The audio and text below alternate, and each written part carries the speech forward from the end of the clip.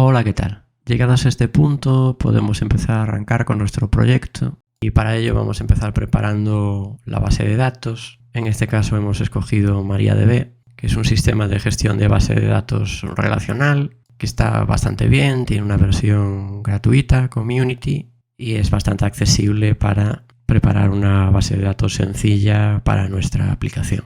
Como podemos observar en la página web oficial podemos buscar la versión Community Server y normalmente ya nos detecta el sistema operativo que tenemos.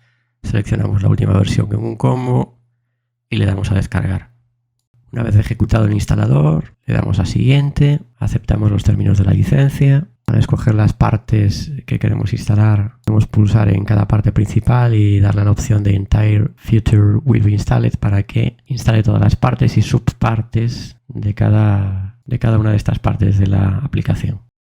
Después nos deja crear el primer usuario, que en este caso será un usuario root, es decir, con prácticamente todos los permisos para manipular tanto la base de datos como todas sus configuraciones más elementales. Y además con dos checkbox nos permite dar permiso a un acceso remoto utilizando el usuario root.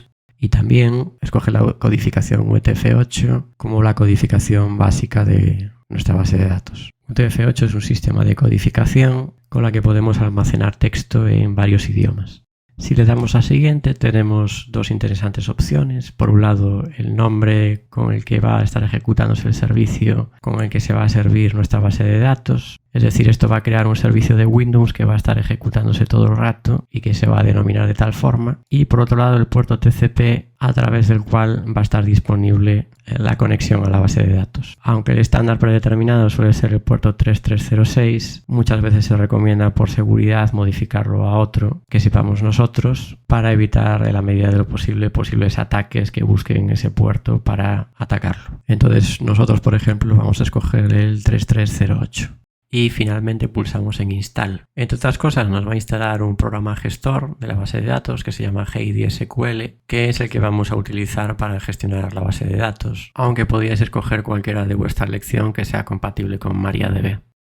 Una vez instalado HeidiSQL podemos ejecutarlo y podemos crear una conexión nueva. En el botón nueva de la zona inferior izquierda le damos un nombre, por ejemplo MariaDB root, y luego las opciones más interesantes aquí son tipo de red, MariaDB TCP/IP, porque nos vamos a conectar mediante una URL, el nombre del host, en este caso 127.0.0.1, que es la dirección IP local, usuario root, contraseña, la contraseña que asignamos antes, y el puerto 3308, que es el que le asignamos antes también. Ahora podemos guardar, pulsamos en abrir para ver si se conecta correctamente. Y lo que podemos hacer ahora es crear un usuario normal en el botón pequeño que aparece arriba con dos cabezas pequeñas que se llama administrador de usuarios. Y aquí necesitamos crear un usuario normal con muchos menos permisos que el usuario root, solo para utilizar la aplicación, para insertar, borrar, actualizar tablas, pero que no tenga ningún permiso muy relevante con respecto a la configuración de la base de datos.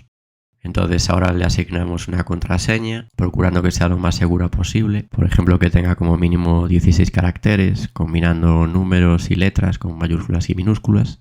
Y ahora procedemos a asignar los permisos. Para nuestro ejemplo podemos combinar permisos para ejecutar comandos como select para leer el contenido de una tabla, drop para eliminar el contenido de una tabla sin eliminar su estructura, insert para insertar datos en una tabla, delete, update para actualizar el contenido de una tabla. Y por ahora, para nuestro ejemplo, podemos seleccionar algunos comandos que modifiquen la estructura de objetos de base de datos, como alter para modificar una estructura o create para crear una tabla, por ejemplo, por si nos conectamos a HeidiSQL con este usuario, aunque en un ejemplo real no sería lo adecuado para lo que lo vamos a utilizar luego como usuario de la aplicación. Como usuario que utilice la aplicación para conectarse, lo apropiado sería solo tener permisos de lectura, eliminación y actualización para evitar que tenga derechos de modificar la estructura de la base de datos, que no sería lo apropiado. Si acaso el permiso Show View para poder consultar vistas de las tablas. Ahora podemos crear otra conexión para ver si estas credenciales funcionan correctamente, tal y como hicimos antes. Tipo de red MariaDB TCP/IP, nombre de host o IP, la IP local 127.0.0.1, el usuario, el nuevo usuario que hemos creado, usuario normal, con la contraseña y puerto 3308. Le damos a guardar y probamos que se conecta. Aquí podemos ver un montón de tablas con datos que utiliza MariaDB para gestionar la base de datos. Más adelante veremos alguno de estos datos que pueden ser de utilidad.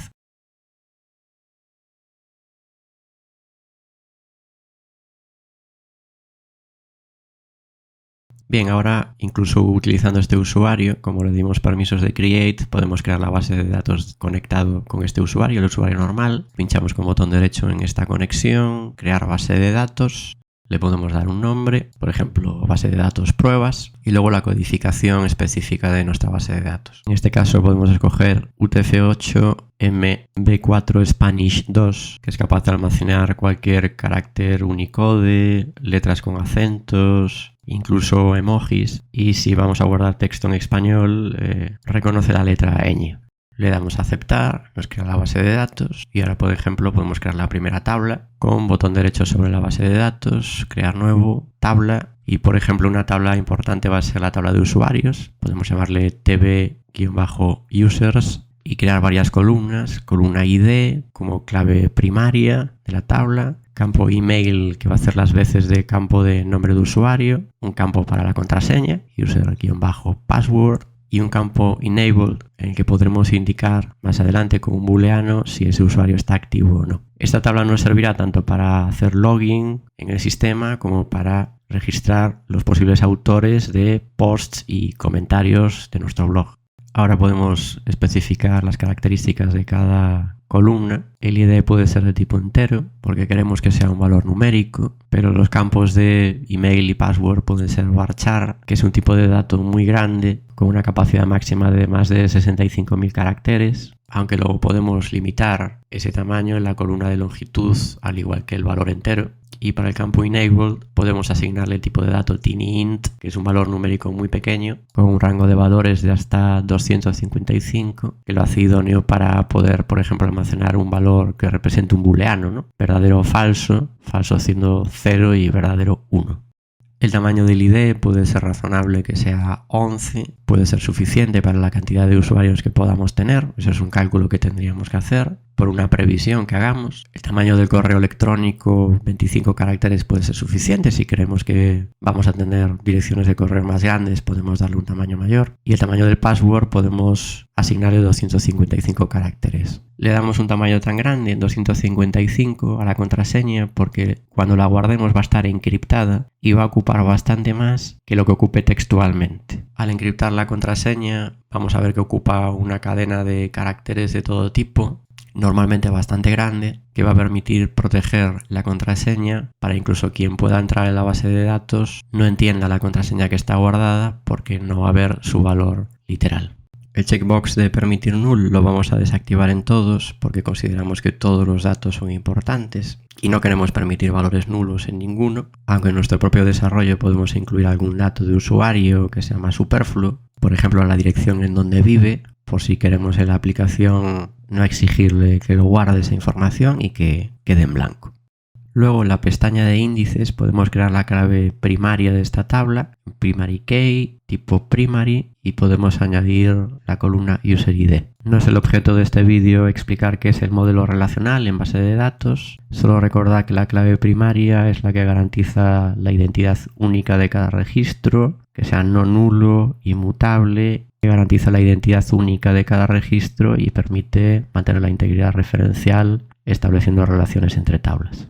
Algo que puede ser útil para evitar duplicados es crear un índice único más al que asociemos la columna de correo electrónico para evitar que haya más de un usuario con el mismo email. Así podemos escoger un índice de tipo unique y agregarle la columna de user email. En este caso, un índice de tipo unique se ajusta más a lo que buscamos, porque por ejemplo un índice de tipo key permite duplicados y tiene como objeto sobre todo mejorar el rendimiento de las búsquedas que se hagan contra esta tabla. Sin embargo, un índice de tipo unique no tiene esa propiedad, pero garantiza que no pueda haber duplicados.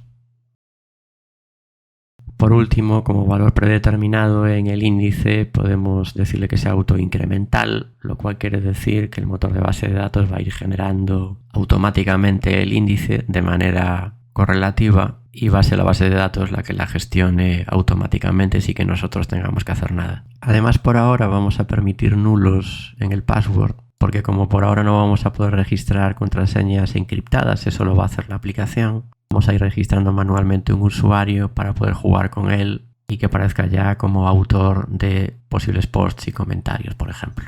Por otro lado, algo razonable puede ser decir que el valor predeterminado de enable sea 1 para que en caso de que no le digamos nada, en cuanto registremos un usuario, ese usuario esté activo. Le podemos dar además un tamaño pequeño, por ejemplo un 4.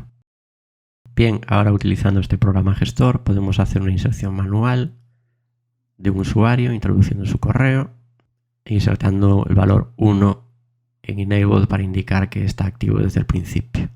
Aunque le demos a guardar sin introducir el ID, ya vemos que la aplicación nos lo genera automáticamente. Ahora, de la misma forma que hicimos antes, podemos crear una nueva tabla para los posts con columnas destinadas a el ID como clave primaria, un título, el cuerpo del post y luego una columna para una fecha y hora en donde se cree o incluso se actualice el post y una columna para identificar al usuario que sea autor, que luego veremos si estará destinado a la clave foránea. El ID puede ser de tipo entero con una longitud 11. El título puede ser perfectamente un varchar, por ejemplo longitud 50. Y el cuerpo puede ser de tipo text, que es un tipo de dato idóneo para textos grandes, cuyo tamaño no se mide en caracteres sino en bytes y tiene un tamaño máximo de más de 65.000 bytes. Aunque el tipo text tiene la misma capacidad máxima que un varchar, 65.535 bytes, son diferentes porque el contenido de un varchar se guarda directamente en la tabla, mientras que un dato de tipo text se guarda en un archivo externo que gestiona la base de datos. Dentro de su celda solo guarda un puntero con un pequeño fragmento de sus caracteres que apunta a ese archivo. Además, el contenido de un text no puede tener un contenido predeterminado y no puede formar parte de un índice. Digamos que un campo de tipo text está pensado para textos muy grandes como artículos, por ejemplo, mientras que un varchar está pensado para textos más pequeños y que puedan formar parte de un criterio de búsqueda. La columna de fecha, de date, puede ser de tipo datetime para almacenar fecha y hora. El formato predeterminado con el que se almacena la fecha y hora es año, mes, día, hora, minutos y segundos. Y es un dato no dependiente de la zona horaria, como si sucede, por ejemplo, con timestamp. Al igual que hicimos con la tabla de usuarios, vamos a hacer que no se permita valores nulos en ninguna columna y que el ID, la clave primaria, sea autoincremental. Al igual que en el caso anterior, declaramos la columna del ID como clave primaria. Y como mencionamos brevemente hace un rato, vamos a hacer que el ID user sea una llave o clave foránea o ajena, que se le suele llamar. Esto lo podemos hacer en la pestaña superior de llaves foráneas. Recordemos que según el modelo relacional, si asignamos aquí ID user como clave ajena, ya intuiréis que la relación con la tabla de usuarios va a ser una relación de 1 a varios. Es decir, por cada registro de usuario puede haber varios registros de post y por cada post solo habrá un usuario. Configuramos esta relación seleccionando la columna de ID user en la columna columnas y luego tenemos que hacer referencia a la otra tabla en la columna tabla de referencia y en columnas foráneas hacer la correspondiente en la tabla usuarios, que es el ID user, clave primaria de la tabla users.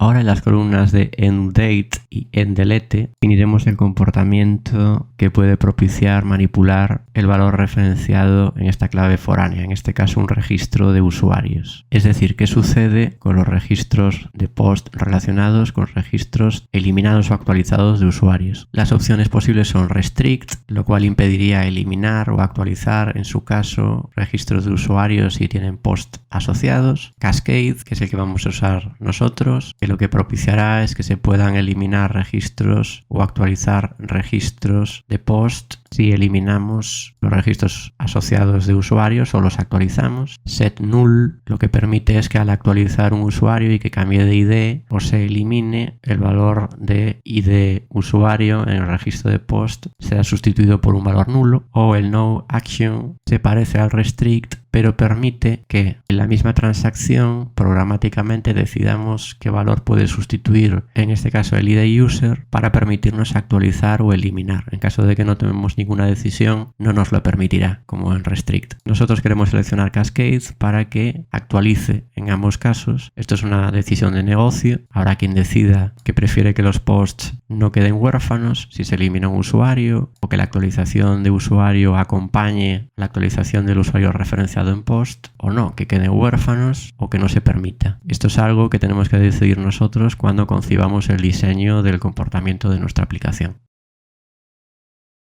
Ahora podemos crear la tabla de comentarios, comments. Entonces, como hicimos antes, botón derecho sobre la base de datos, crear nuevo, tabla, y podemos asignarle las columnas ID, cuerpo, fecha y user y post, porque queremos que los comentarios tengan su propio autor, así que también tiene que estar relacionada con la tabla de users y estén relacionadas con post, porque son comentarios de un post. Por lo tanto, la relación entre post y comments también será una relación de 1 a varios. En este caso también queremos que el ID sea autoincremental, no permitir nulos, que la columna ID sea de valor int con longitud 11, el body tipo text, que puede ser un exceso darle tipo de dato text al cuerpo de un comentario que probablemente sea un texto reducido. Esto solo lo vamos a hacer a efectos de esta prueba, pero hay que tener en cuenta otra cuestión, y es que al no guardarse la información directamente en una tabla, como explicamos antes, sino que internamente se guarda un puntero que apunta a un archivo, aunque nosotros, viendo el contenido del campo tipo text en GIDSQL o cualquier gestor, no lo notamos, que nosotros abrimos esa tabla y vemos ese texto ahí dentro, sabemos que internamente funciona así, y esa mecánica perjudica un poco su rendimiento. En una base de datos pequeña, con poca información, afecta muy poquito, no se nota. Pero si vamos a mover grandes cantidades de información y además listar grandes volúmenes de información con muchos registros, a lo mejor en la misma sentencia, en la misma consulta, esa pérdida de rendimiento se puede notar más. Así que, por ejemplo, si hubiera muchísimos comentarios, es posible que el tipo de dato aquí fuera más eficiente que fuera, por ejemplo, un varchar. Lo digo solo para que lo tengáis en consideración cuando hagáis vuestros propios desarrollos. Ahora, como en otras ocasiones, creamos en la pestaña de índices la clave primaria y le damos a agregar la columna de ID, y luego en la pestaña de llaves foráneas creamos las claves ajenas, en este caso 2, una que apunte a la tabla de post y otra que apunte a la tabla de users, y con el mismo comportamiento que determinamos antes en caso de eliminación o actualización con Cascade. Como comenté antes, tendría perfectamente sentido diseñar una relación de datos en la cual, si se borre un usuario, por ejemplo, que no se borren todos sus posts, o por ejemplo no se borren todos sus comentarios, para luego en la aplicación que aparezcan enlazados a un usuario que ya no existe, pero que esos comentarios sigan existiendo. Eso es algo que tendremos que decidir y hacer que todas las relaciones sean coherentes y vayan en consonancia con lo que programemos luego en la aplicación. Fijémonos que el nombre de las claves ajenas estamos poniendo una denominación que es FK, foreign key, guión bajo y luego un nombre intuitivo. Esta forma de denominar las claves ajenas suele ser una convención, aunque podríamos determinar nosotros otra. Además, fijémonos que cuando creamos claves ajenas nos crea automáticamente keys, índices, que MariaDB y MySQL key es un sinónimo de index para las columnas referidas a esas claves ajenas. En este caso, comment user y comment post. Y pasaba lo mismo en post user en la tabla post. Si no eran índices ya, los convierte en índices porque es necesario para, a la hora de actualizar o eliminar o insertar valores nuevos, inevitablemente tiene que hacer búsquedas, y para ello necesita que esas columnas sean índices, porque es el criterio de búsqueda que va a utilizar. Es decir, si actualizamos un user, va a buscar por ese ID user, por su clave foránea, en la tabla comment en este caso, y va a utilizar esa columna y necesita que esa columna sea un índice. O si eliminamos un post, va a buscar por ID post y necesita que esa columna sea un índice en la tabla comments. Y ahora por último tendríamos que ingresar datos manualmente utilizando esta aplicación en posts y en comments. Como sucedió antes, los IDs nos los va a generar automáticamente porque hemos puesto como valor predeterminado autoincremental. Y en el caso de los posts, como ya hemos registrado un usuario y es una clave ajena, al darle al ingresar ya nos va a dar a escoger qué registro de usuario queremos asociar a esa columna. Fecha y hora ahora no es importante, podemos aceptar la que nos proponga, que será la de ese mismo instante. Y con los comments pasa exactamente lo mismo. Cuando lleguemos a las claves ajenas de usuario y post, también nos va a proponer los registros que encuentre de post y de user. Por ahora vemos que van saltando algunos errores porque al tabular en cada celda GID SQL intenta grabar cuando aún hay valores pendientes que son not null, pero no es ningún problema, podemos seguir grabando. Así grabamos unos cuantos datos iniciales de prueba, luego más adelante desde la aplicación que se conecta a esta base de datos podremos borrarlos, actualizarlos o insertar nuevos, pero siempre está bien tener una primera batería de datos con los que arrancar.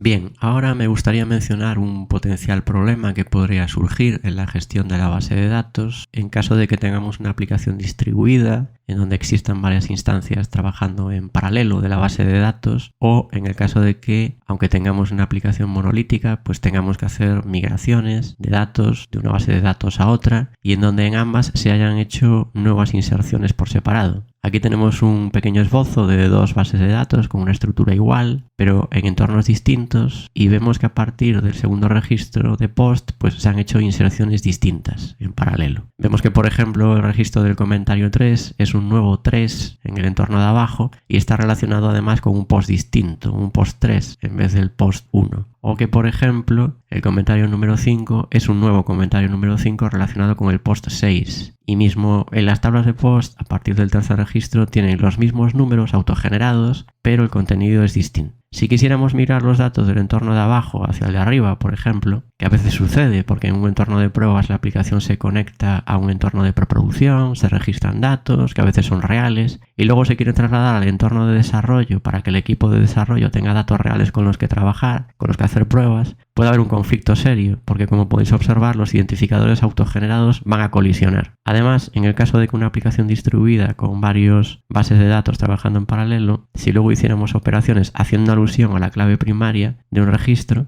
habría problemas serios. No es correcto trabajar haciendo alusión a claves autogeneradas, problema que en su caso debería tener una solución interna, incluso en entornos distribuidos, cosa que abordaremos más adelante. En una primera versión de la aplicación que vamos a explicar en el siguiente vídeo, vamos a hacer una aplicación monolítica, modelo vista controlador, con el objetivo de que no sea muy grande. Por lo tanto, una estrategia de identificadores autogenerados no tiene por qué ser un problema. Sin embargo, luego, en un siguiente vídeo, vamos a transformar esa aplicación en una aplicación backend con un frontend aparte hecho con React. Y ahí aprovecharemos para modificar la base de datos y la estrategia de la capa de datos de la aplicación para trabajar con UUID. El UUID, identificador universal único, es un identificador estándar 128 bits que se usa para garantizar la unicidad de un registro cuando se utiliza como clave primaria en una base de datos, y tiene varias ventajas, como que tiene una variabilidad enorme, garantiza la unicidad global de un registro evitando las colisiones, permite que diferentes instancias de base de datos generan identificadores sin necesidad de coordinarse, e incluso pueden generarse en la aplicación contra la que trabaja la base de datos y que de ello no se ocupe el motor de base de datos. Tiene algunas desventajas, como su tamaño de hasta 16 bytes frente a los 4 de un int, y el ordenamiento, porque en principio los UID son aleatorios, aunque existen versiones de UID como la versión 1 y la 6 que pueden ser secuenciables cronológicamente, cosa que además se puede combinar con un campo de fecha y hora de creación de cada registro.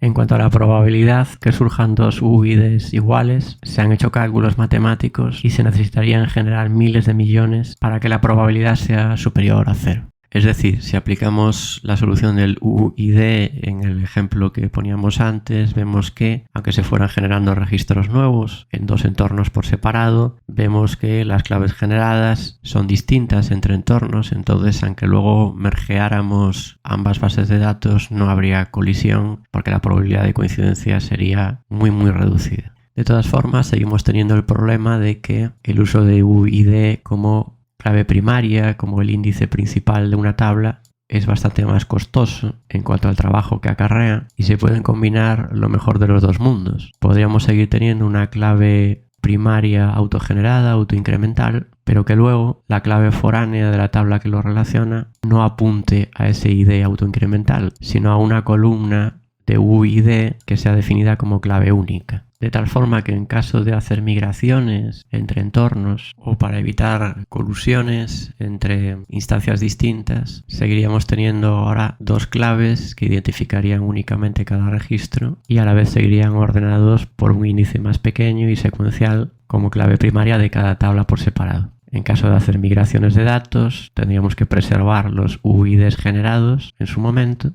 y dejar las claves autoincrementales en blanco para dejar que el sistema los genere de nuevo, cosa que no impactaría en la relación entre las tablas que se sostendría sobre las claves UID. En un entorno distribuido aún habrían soluciones, como por ejemplo que hubiera una instancia de base de datos primario para realizar todas las escrituras y luego varias réplicas para realizar solo las lecturas, y así garantizaríamos que no habría duplicados de índices entre las réplicas, como por ejemplo que existiera un servidor aparte que genere claves autoincrementales y que se asignen en cada instrucción de registro, para que no haya duplicados de IDs autogenerados en las distintas instancias. Pero eso también tiene ciertos inconvenientes, como tener una máquina más que podría caer, o el hecho de que cada instancia perdería esa autonomía. Autonomía que tendría cada instancia si se generase un UID nuevo para cada registro, ya sea provisto por la aplicación contra la que trabaja la base de datos o generado un procedimiento almacenado, por ejemplo, de la base de datos. Pero esto acarrea un trabajo de procesamiento cuyo impacto también habría que calcular,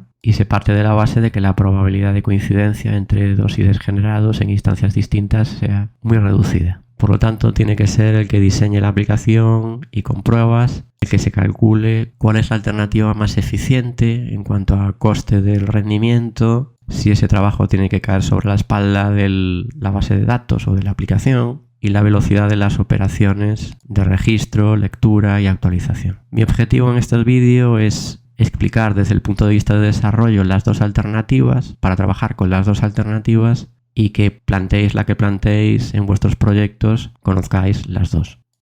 Ahora ya en el siguiente vídeo abordaríamos el desarrollo de nuestra aplicación para un blog con Spring Boot atacando la base de datos creada en este vídeo. Nos vemos en el siguiente vídeo.